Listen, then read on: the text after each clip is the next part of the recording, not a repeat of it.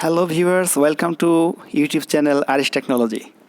আজকের ভিডিওটিতে অ্যানিমেশনের মাধ্যমে দেখাবো আপনার বাসাবাড়িতে যে ফ্রিজ বা রেফ্রিজারেটর যেটা রয়েছে সেটা আসলে কিভাবে কাজ করে। আর আজকের ভিডিওটি দেখার পর আপনার কনসেপ্টটা একদম ক্লিয়ার হয়ে যাবে যে আসলে কিভাবে এই রেফ্রিজারেশন বা ফ্রিজটা কাজ করে। তো শুরু করছি। প্রথমে আপনার বাসাবাড়িতে যে রেফ্রিজারেটর বা ফ্রিজ রয়েছে, ফ্রিজের মধ্যে কী কী অংশ রয়েছে। তো ফ্রিজের দরজাটা যখন খুলেন তখন এটার মধ্যে একটু উপরের দিকে লক্ষ্য করবেন যে কভার লেখা রয়েছে, এটা ফ্রিজের কাভার।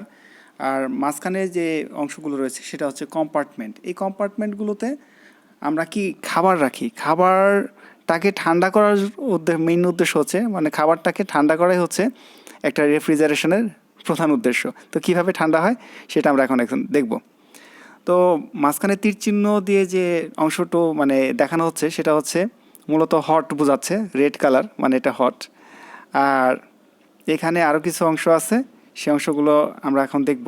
তো সেই জন্য আমরা কম্পার্টমেন্ট যেটা আছে আর হচ্ছে কাভার, সেই দুইটাকে আমরা একটু অমিট করে দিই, মানে উঠিয়ে দিই।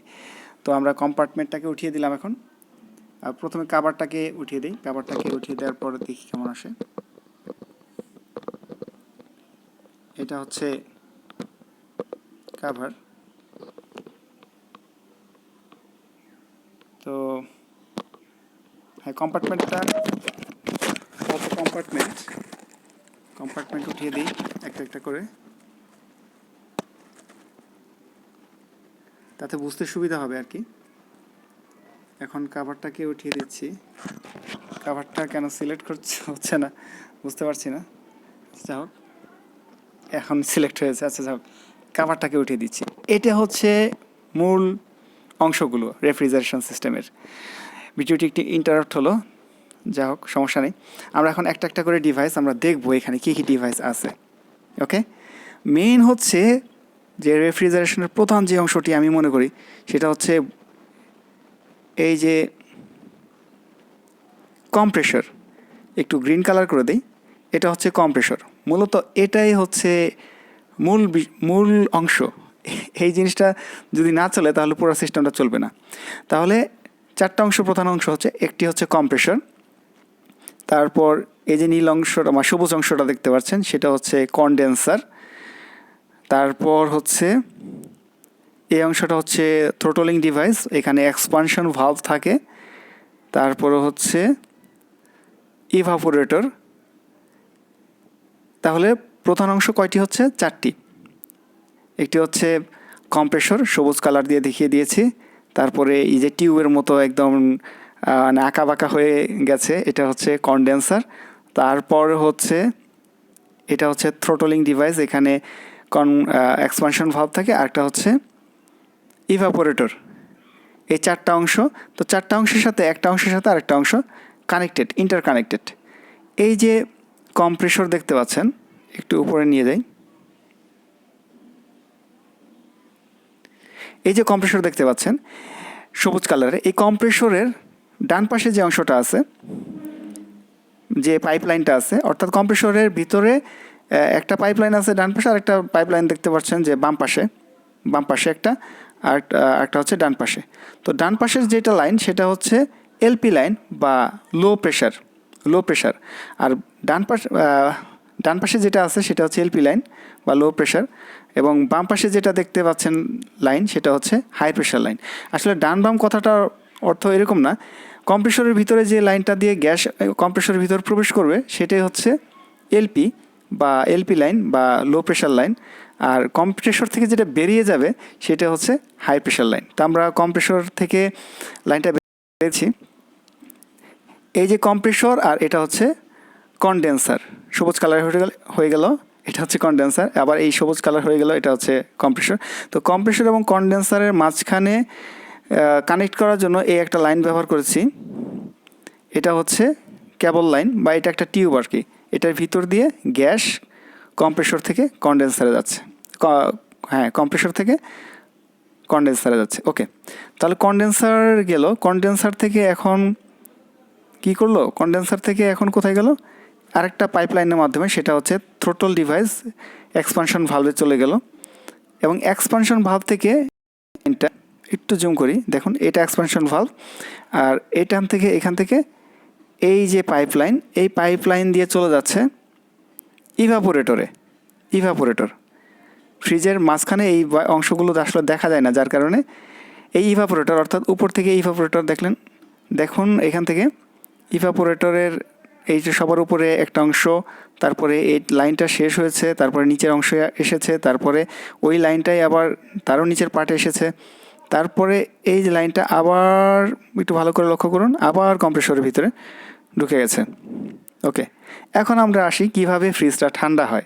ওকে, তো প্রথমে এই যে লাইনটা আছে, এই লাইনের ভিতরে গ্যাস ফিলিং থাকে, অর্থাৎ আমরা বিভিন্ন ধরনের গ্যাস ব্যবহার করে থাকি রেফ্রিজারেশন সিস্টেমে, 134 আলফা বা R22 এই ধরনের মানে বিভিন্ন ধরনের বাজারে গ্যাস পাওয়া যায়। এই গ্যাসগুলো অর্থাৎ রেফ্রিজারেটরের যে গ্যাস, সেই গ্যাস আমরা ফিলিং করি সিস্টেমে। তো কীভাবে ঠান্ডা হয় এখন সেটা বলবো। প্রথমে এই যে ভিতরে যে গ্যাসটা আছে, যখন কম্প্রেসরটাকে ইলেকট্রিক লাইন দিয়ে, অর্থাৎ ফ্রিজ তো ইলেকট্রিক লাইনে চলে, তাই না? যখন ইলেকট্রিক কানেকশন দিলাম, তখন কম্প্রেসরের ভিতরে একটা পাম্প আছে, সেই পাম্পটা কি করে, পাম্পটা এই যে এলপি লাইন বা লো প্রেশার লাইন কেন বলা হয় পরে বলবো, তো লো প্রেশার লাইন থেকে এই কম্প্রেসরের ভিতরে গ্যাসটা নিয়ে সেটাকে কম্প্রেস করে, তার মানে সেটাকে চাপ দিয়ে একদম সংকুচিত করে ফেলে। তো সংকুচিত গ্যাস তখন কোনো কিছুতে সংকোচন করলে অবশ্যই সেখানে তাপ উৎপন্ন হয়, আর তাপ উৎপন্ন হলে সেটা তো মানে আপনি ঠান্ডা করবেন তো দূরের কথা, সেখান থেকে আরও গরম হয়ে গেল, তাই না? তো যার কারণে এই কনডেন্সকৃত গ্যাস মানে কম্প্রেস এটাকে কম্প্রেস করলো, অর্থাৎ কম্প্রেসড গ্যাসটাকে একটু ঠান্ডা করার জন্য এটাকে এই লাইনের মাধ্যমে, এই যে এই লাইনটার মাধ্যমে পাঠানো হয় হচ্ছে কনডেন্সারে, সবুজ কালার হয়ে গেছে কনডেন্সারে পাঠানো হয়। তো কনডেন্সার করলো কি, এই যে এখান থেকে কম্প্রেসড যে গ্যাসটা আসলো, সেই গ্যাসটা এখানে আসার পরে এখানে ঘনীভূত হয়ে এখানে অনেকটা তরল আকৃতি হয়ে যায়। তার মানে হচ্ছে কম্প্রেসর থেকে কনডেন্সারে যখন গেল, কনডেন্সারে দেখুন এত আঁকাবাঁকা করার কারণ হচ্ছে এখানে কিছু হিট সিঙ্ক রয়েছে, যেটা এখান থেকে হাই প্রেশার কম্প্রেসর থেকে যে গ্যাসটা হাই প্রেশার গ্যাস এটা কনডেন্সারে গেল, সেটাকে ঠান্ডা করার জন্য এত আঁকাবাঁকা এত সিস্টেম আর কি, হিট সিঙ্ক, অর্থাৎ এখান থেকে গরমটাকে বের করে দেয়। সেজন্য দেখবেন যে এটা সচরাচর ফ্রিজের পেছন ভাগে থাকে, যার কারণে ফ্রিজের পেছন ভাগটা দেখবেন একটু গরম টাইপের হয়। তার মানে এখানে হিটটা এক্সচেঞ্জ হচ্ছে, অর্থাৎ বাতাসের মাধ্যমে, এটা হিটসিঙ্কের মাধ্যমে এটা কি হচ্ছে, যে কম্প্রেস গ্যাসটা সেটা ঠান্ডা হচ্ছে।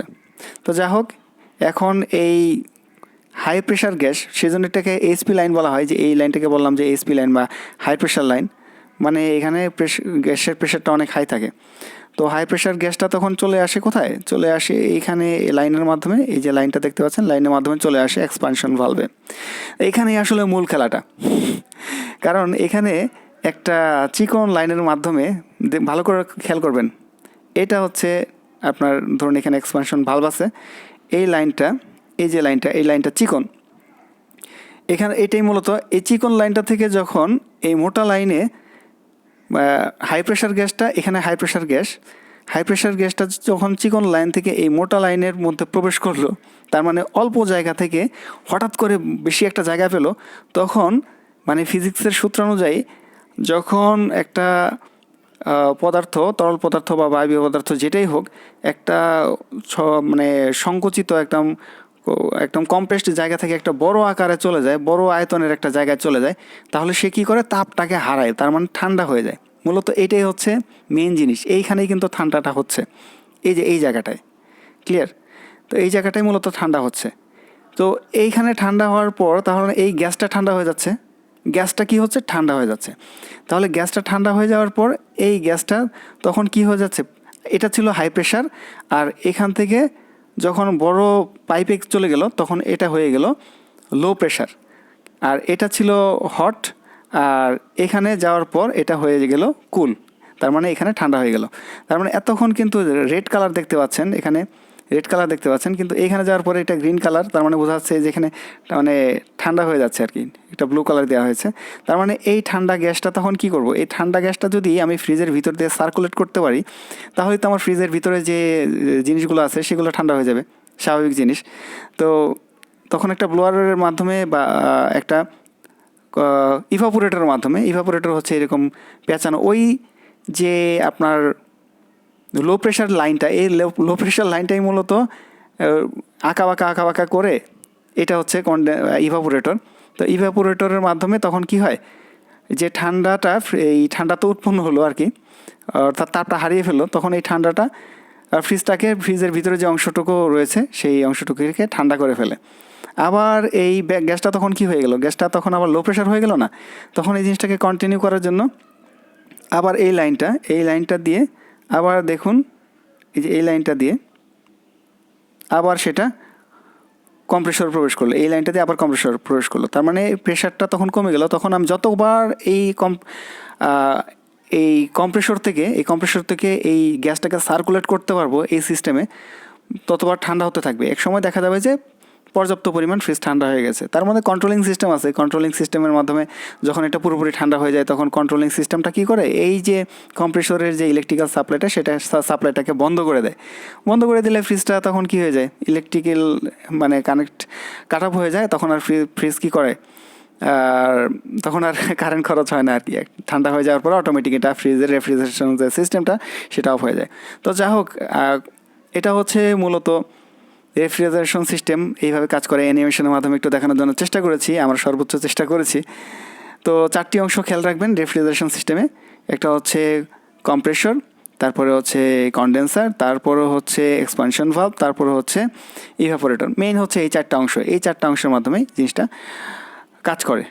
তো থ্যাংক ইউ ভেরি মাচ। আমরা ফ্রিজে আবার সম্পূর্ণ ফ্রিজটা চলে যাচ্ছি। ফ্রিজটা আবার এই তো দেখুন, ব্যাস এইটা হচ্ছে সম্পূর্ণ ফ্রিজ। আমরা ভিতর অংশগুলো আসলে দেখতে পারি না, যার কারণে সমস্যাটা হয়ে যায়। তো এই চ্যানেলে আরও অন্যান্য ভিডিও আছে, তো দেখবেন অবশ্যই। ভালো লাগলে অবশ্যই ভিডিওটিকে লাইক করবেন। তো ভিডিওটি অনেক লং হয়ে গেল, তারপরেও আমার মনে হচ্ছে বুঝতে পেরেছেন যে অ্যানিমেশনের মাধ্যমে আসলে বোঝানোর জন্য চেষ্টা করেছি। তো thank you very much for watching the video.